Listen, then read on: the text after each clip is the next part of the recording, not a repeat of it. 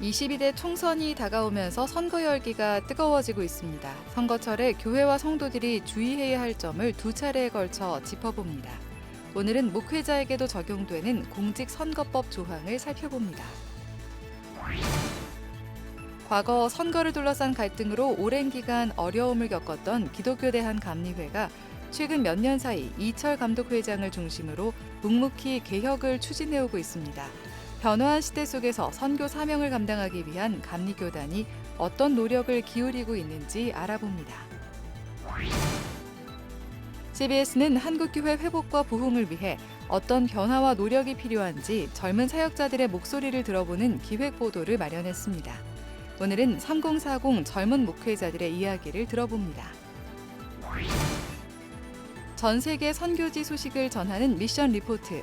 오늘은 해마다 수십만 명의 난민들이 유입되고 있는 독일의 난민 사역 소식을 살펴봅니다.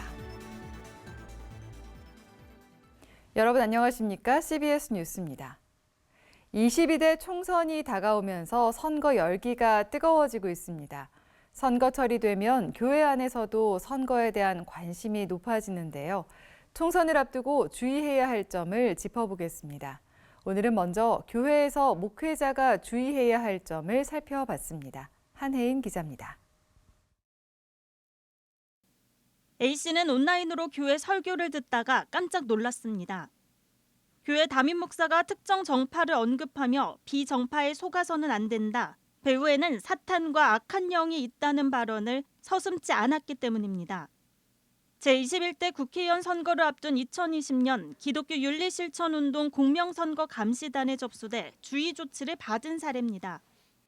목사님이라든지 교회 직분자께서 설교나 광고나 기도 등을 통해서 교인들에게 선거운동을 하는 것은 언제나 금지된다고 보시면 됩니다.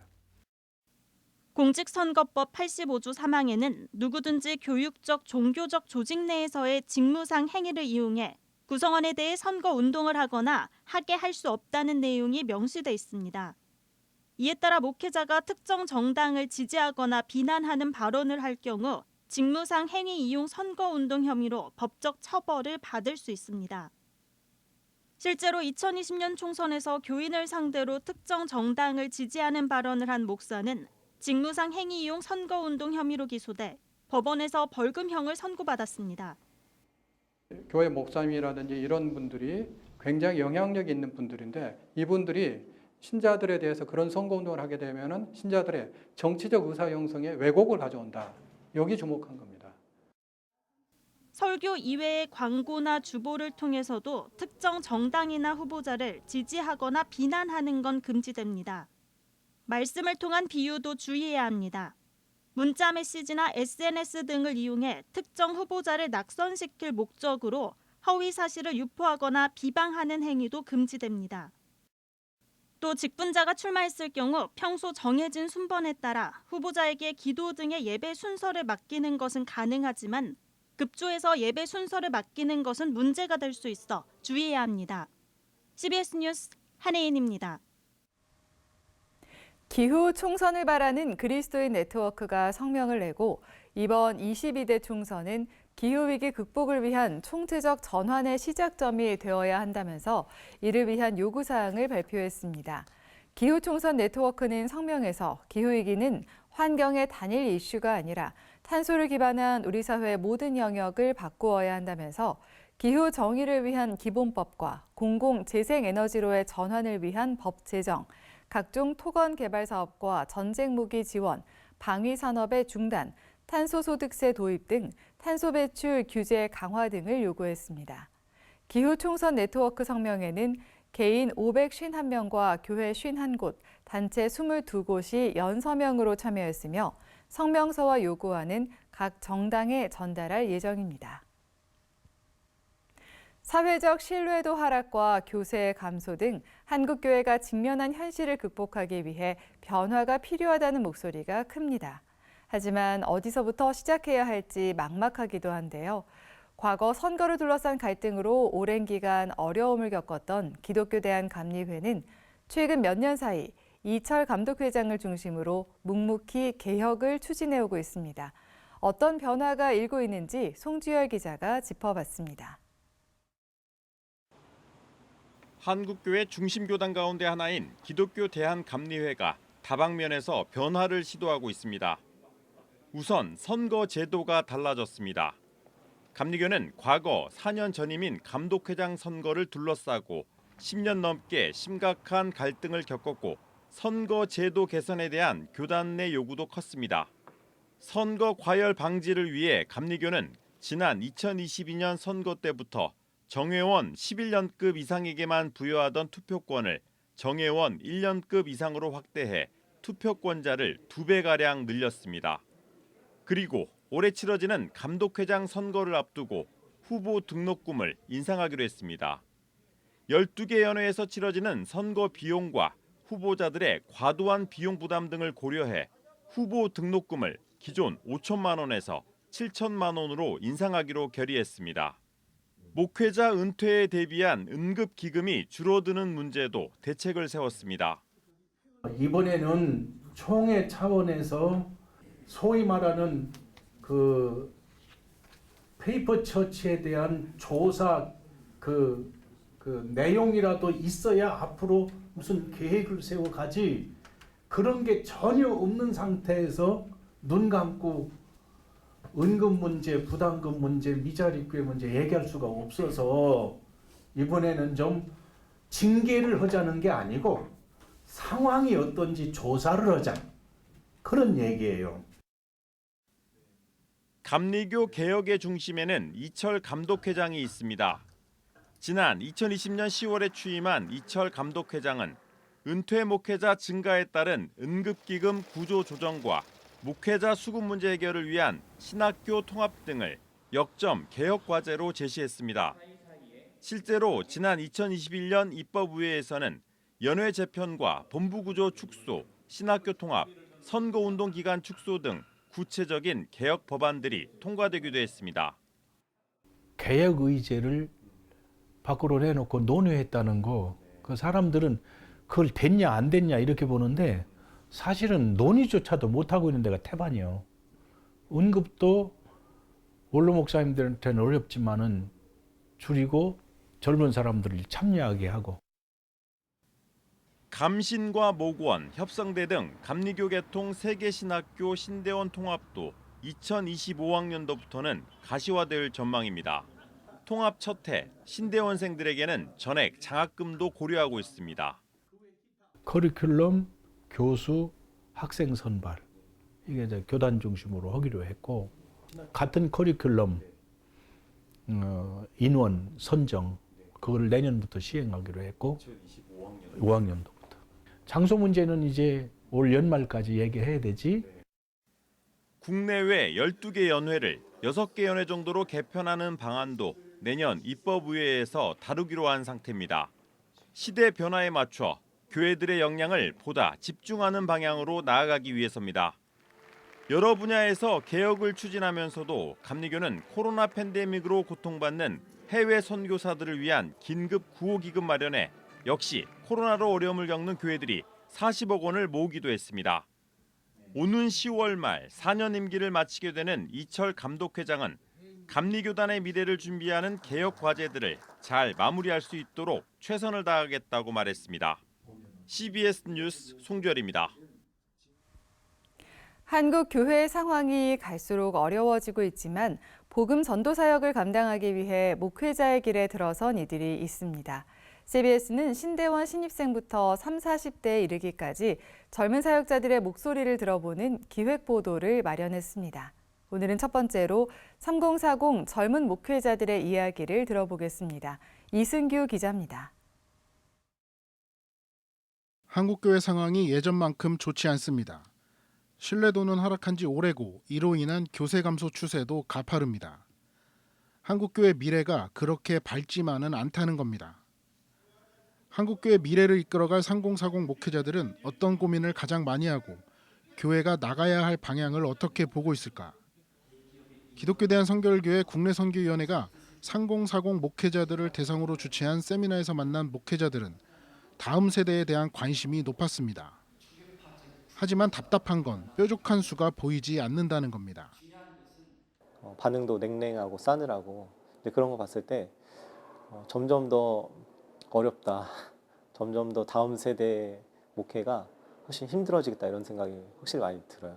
네, 그래서 이런 부분을 어떻게 타개해야 될까라는 고민을 확실히 많이 하죠. 그렇다면 지금 한국 교회는 무엇을 해야 할까?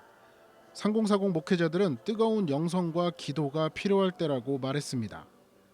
한국교회 미래가 그리 밝지만은 않지만 뜨거운 영성을 되찾는다면 옛 영광을 다시 한번 경험할 수 있다는 겁니다. 뜨거운 기도의 회복이 좀 필요하지 않은가. 다시 하나님께 집중하고 기도하고 또 오직 하나님만 바라보고 전도하는 일에 집중한다면 어려움과 많은 환경적인 조건들이 어렵겠지만 그래도 하나님이 일하시고 역사하시지 않을까 이런 생각을 합니다. 과거에 많은 영혼들을 이렇게 막 불러 모아 주실 때의 그런 영광은 아닐지라도 다시 차근차근 그 한 영혼을 바라보면서 살아가면 하나님 이 땅 가운데 주신 소망이 있다. 네, 그렇게 믿고 있습니다. 세미나를 마련한 기성총회 국내선교위원회 위원장 이춘호 목사는 미래를 막막해하는 후배 목회자들에게 길잡이가 되어주기 위해 행사를 마련했다며 3040 목회자들이 어려운 상황에서 교회 미래를 위해 사명감으로 목회에 임해달라고 당부했습니다. 먼저 그 길을 걸어가 봤던 선배로서 어떻게 하면 저들에게 작은 도움이라도 줄 수 있을까? 후배들에게 하나씩 나누어주고 또 섬기는 마음으로 이런 자리를 마련하게 되었습니다. 어려운 상황에서도 목회자의 길을 걷겠다고 다짐한 3040. 한국교회 미래를 책임질 세대인 만큼 더욱더 간절한 마음으로 목회에 임하겠다고 다짐했습니다. CBS 뉴스 이승규입니다. 전 세계 선교지 소식을 전하는 미션 리포트. 오늘은 해마다 수십만 명의 난민들이 유입되고 있는 독일의 난민 사역 소식을 살펴봅니다. 독일에서 이선민 선교사가 전해드립니다.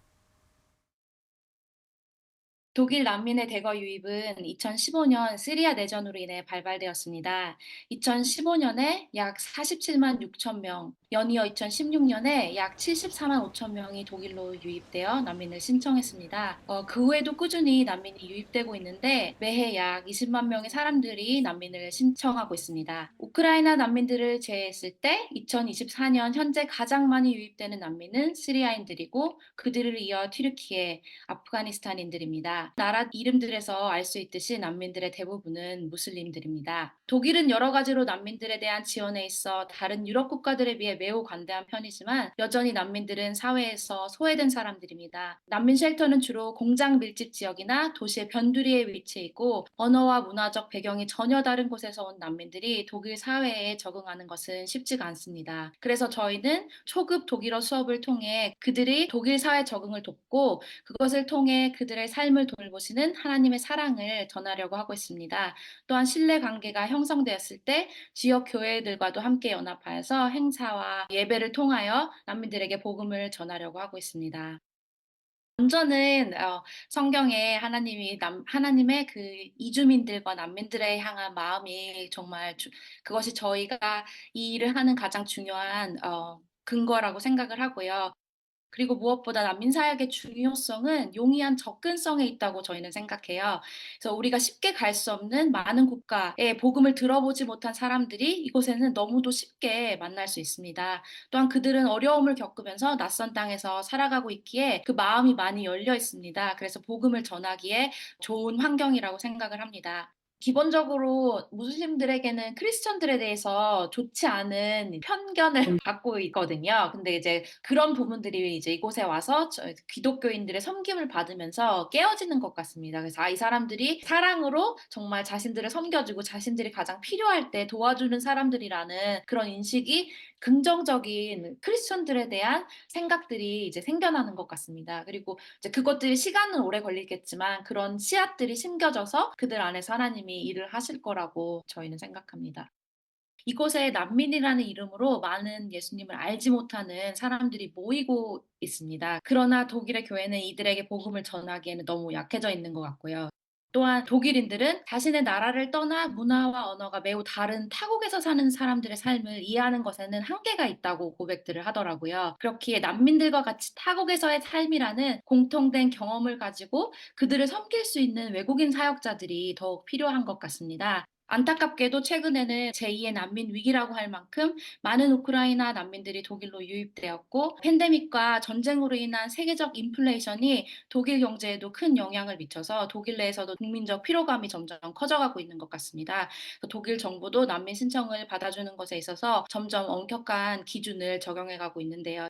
그래서 저희가 이제 변호사를 구하는 과정이라든지 아니면 너무 언어가 안 돼서 이제 소통을 할 수 없을 경우 통역을 해준다든지 아니면 이제 같이 기도해주고 이제 그 과정을 함께하는 것이 이 사람들에겐 굉장히 중요하고 하나님의 사랑을 전할 수 있는 통로라고 생각해서 어떻게 해서든지 저희가 도울 수 있는 방법들은 도우려고 하고 있습니다. 기도의 제목은 난민으로 독일에 온 사람들이 예수님을 만나는 것입니다. 어려운 가운데 다른 어떤 것이 아닌 예수님을 만나고 삶의 진정한 구원을 얻을 수 있도록 함께 기도해 주시면 좋겠습니다. 또한 예수님을 만날 뿐만이 아니라 각자가 만난 예수님을 자신의 나라 사람들에게 전하는 통로로까지 세워지도록 함께 기도해 주십시오. 또한 독일 교회들을 위해 기도해 주셨으면 좋겠습니다. 점점 더 세속화되어져 가고 교회로서의 기능을 잃어가는 교회들 가운데 회개와 부흥의 역사가 일어날 수 있도록 함께 기도해 주십시오. 또한 그들이 복음을 자신들의 땅에 찾아온 난민들과 이주민들에게 전할 수 있도록 기도해 주시면 좋겠습니다. 그리고 마지막으로는 난민 사역을 위해 더 많은 일꾼들이 올 수 있도록 함께 기도해 주십시오. 현지 교회 또는 독일 사회 그리고 난민들 사이에서 가교 역할을 해줄 하나님의 마음을 품은 사역자들이 더욱 필요합니다. 지금까지 독일에서 이선민 선교사였습니다. 감사합니다.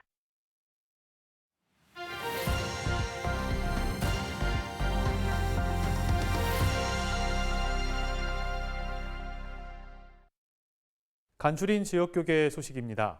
부산 경남 미스바 3차 대성회가 세계로 교회에서 열렸습니다. 한국과 일본이 함께하는 C-뮤직 페스티벌이 대치 순복음교회에서 열렸습니다. 미스바 대성회 조직위원회가 주최하는 부산 경남 미스바 3차 대성회가 세계로 교회에서 열렸습니다.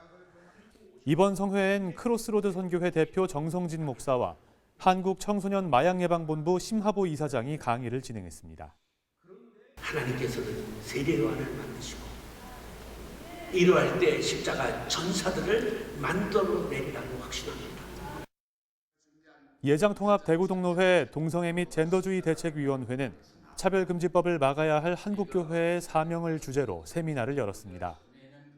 우리가 안이하게 대처하면은 이 법을 막아내지 못할 수도 있습니다. 그러므로 교회와 성도들은 이것이 영적 전쟁임을 인식하고 절박한 마음으로 적극적으로 행동해야 할 때입니다. 제9회 C-뮤직 페스티벌이 서울 대치 순복음교회에서 열렸습니다. 일본은 성령의 불에 부흥을 가져올 것이고 우리 대한민국은 선교의 확장성을 가져오는 계기가 될 줄로 믿습니다. 한국과 일본 교계가 함께 개최한 이번 음악축제엔 100명의 일본인 목사와 성도들이 참석해 일본 선교 사역의 부흥을 위해 기도했습니다. 날씨입니다. 내일은 오후부터 전국 대부분 지역에서 비가 내리겠습니다. 내일 아침 최저기온은 영하 1도에서 영상 7도, 낮 최고 기온은 13도에서 19도로 일교차가 크겠습니다. 이상으로 뉴스를 마칩니다. 시청해주신 여러분 고맙습니다.